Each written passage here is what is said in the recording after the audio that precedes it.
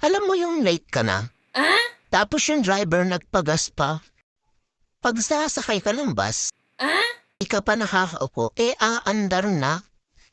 Yung papasok ka pa lang, pero mukha ka ng pauwi. Pag walang bayad, pwede sumabay. Wag lang sasakay. Nagpapaganda ako para sa'yo. Ako naman umiinom para gumanda ka. Baby, para kang drugs. Dahil ba nakaka-addict ako? Hindi, dahil nakakasira ka ng buhay ko. Apo, magtago ka, andyan ang teacher mo, di ka pumasok kahapon. Kayo po ang magtago, Lola, at ang sabi ko, namatay po kayo. Bakit wala kang jowa?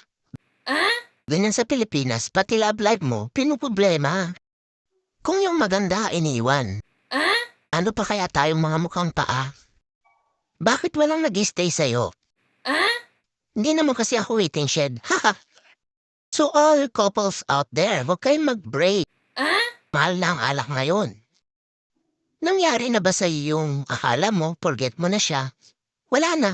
Tapos ng lahat. Tapos one day, nagkita kayo. Ngumiti sa'yo.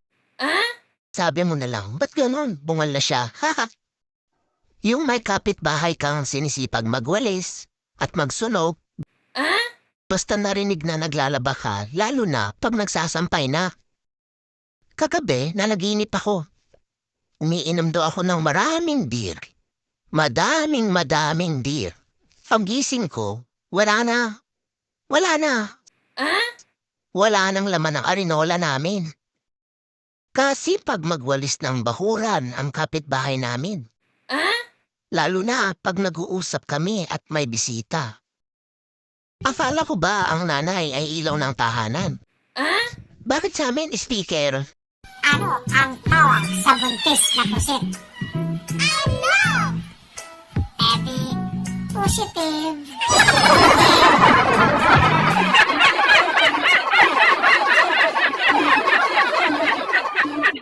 Ano ang tawag sa bagong CR? Edi, banyo.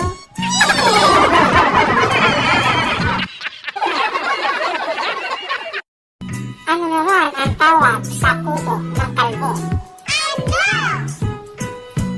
Edi, homeless.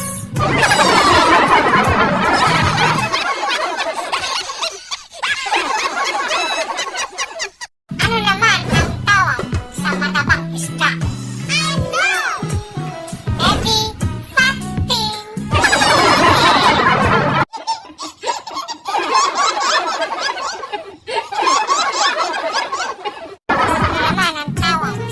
Bubuyog. Edi, choppy.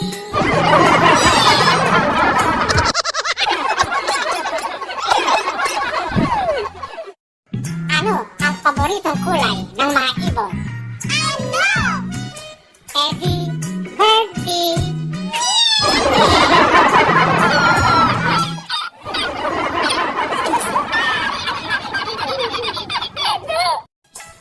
Ano naman ang tawag sa mga taong hindi nagsusuot ng necklace?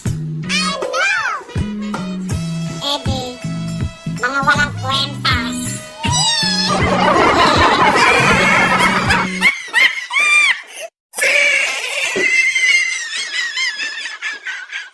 Ano naman ang sabi ng patatas sa uncle niya?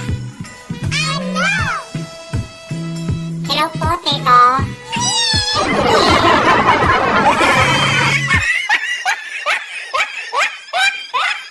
Ano naman ang tawag sa pusa na nasa gitna ng EDSA? Matapang.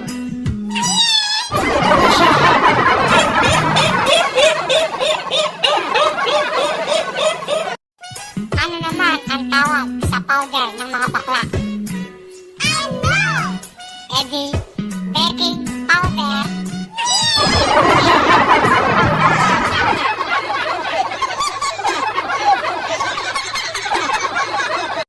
Ano naman ang tawag sa sakit ng mga baboy? Edi, pigsa.